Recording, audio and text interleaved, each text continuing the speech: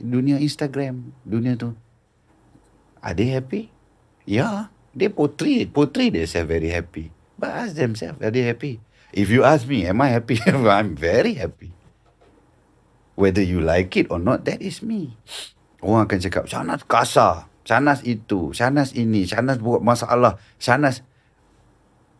Amelia, I've been rejected to join a film more than 5 or 6 times because of my attitude yang menggerunkan production. Sebab apa? Dia orang bukan takut pun dengan aku. Masalahnya, dia orang tak nak masalah.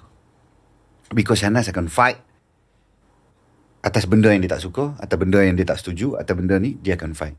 So, ada beberapa saja yang berani untuk ambil I.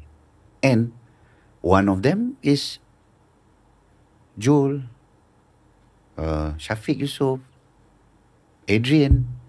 This is only the few. And there is a lot more yang actually masih takut.